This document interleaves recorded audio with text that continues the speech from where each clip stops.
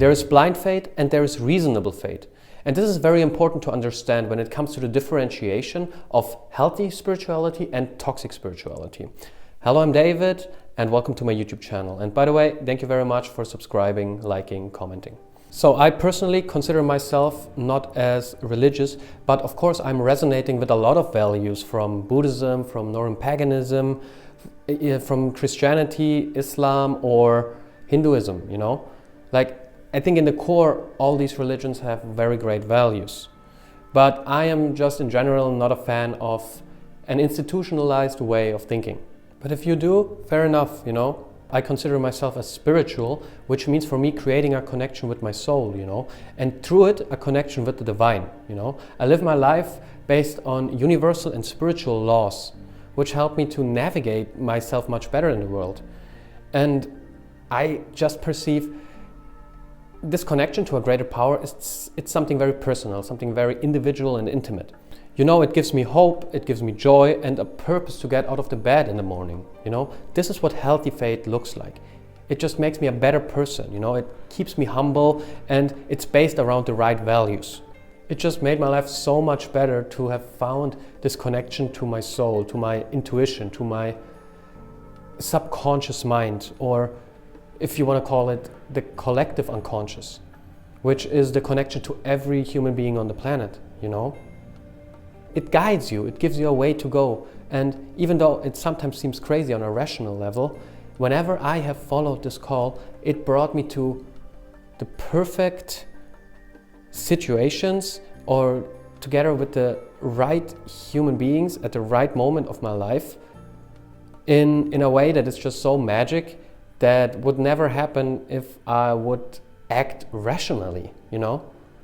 Rationally happens in the mind. But I want to follow my heart. But whenever I followed that calling, it brought me into connection with the divine. And that was great because it reassured me that I'm not completely deluded or completely bananas. But that there is actually something, you know?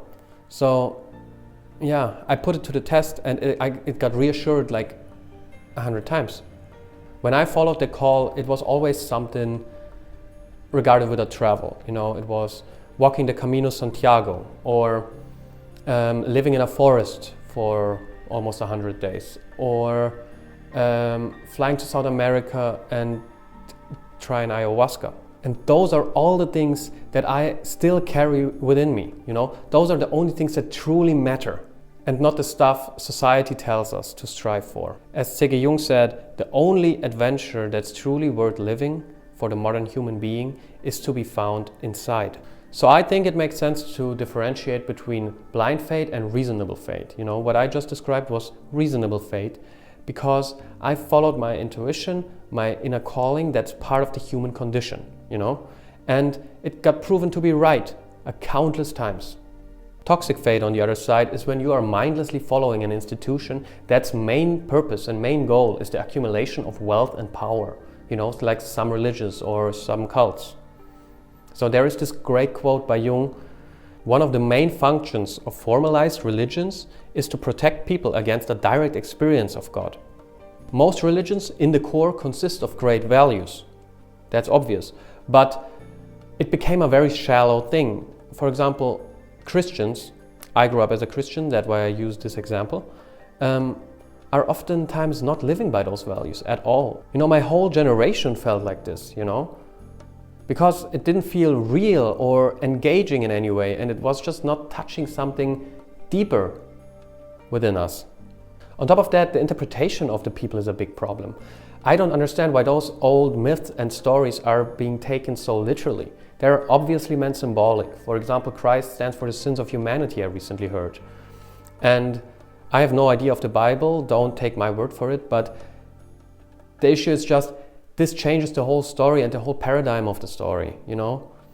And again, if you're Christian and it gives you something, I'm happy for you. I'm not knocking down a priest on a village that helps his community, you know, or people who are truly living the values. But I'm knocking down an institution that has been proven to be evil in countless times, you know. And we have to understand one very important thing. Whatever might has happened, 2,000 years ago, those people representing it today have nothing to do with it anymore. They have their own agenda and everyone is seeing it. The amount of nefarious crimes is outrageous and people have lost trust for good reason. Same with politics. And it's thanks to the internet and the collective consciousness we are forming. Because humanity is waking up right now. And this is a very exciting time to be alive.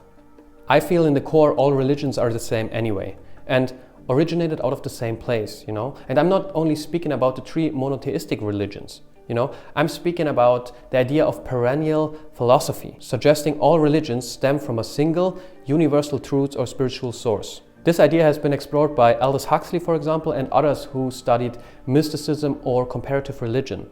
Meaning all religions start in yourself. Your intuition is your connection to the divine.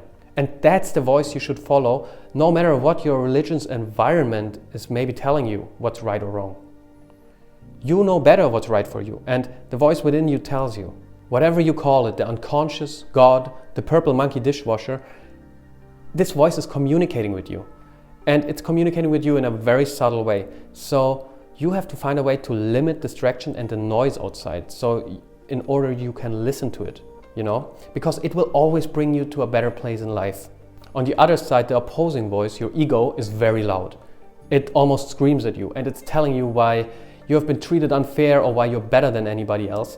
And if you follow that voice, it will lead you directly into misery and it will keep you there. So those are the good and the evil voices within yourself, you know, the God and the devil voice within yourself. And they are constantly fighting for your soul. I know it sounds nuts, but that's really how you could interpret it. So the whole point of this video is try to be a good person by being strong to your values, your own values. Integrate your shadow parts, the parts you're ashamed of, that no one else should see, into your personality, and they will not be able to control you any longer. Because that's actually what makes a person very dangerous. Being good does not mean being nice. You don't have to be nice all the time. Actually, being nice is a very low-end virtue, and it's oftentimes a very manipulative strategy for people who want to gain something out of their environment. And you know, it seems off when someone is too overly nice all the time, you know? It's not really trustworthy. Because, you know, we are all consisting of light and dark sides. And whoever pretends to not have some dark sides is definitely not trustworthy. So make authenticity your core value. And then learn to deal with the disharmony it might bring, you know? This is your own personal challenge. Anyway, if you want to know how, you can always reach out. Thank you very much for watching. Goodbye.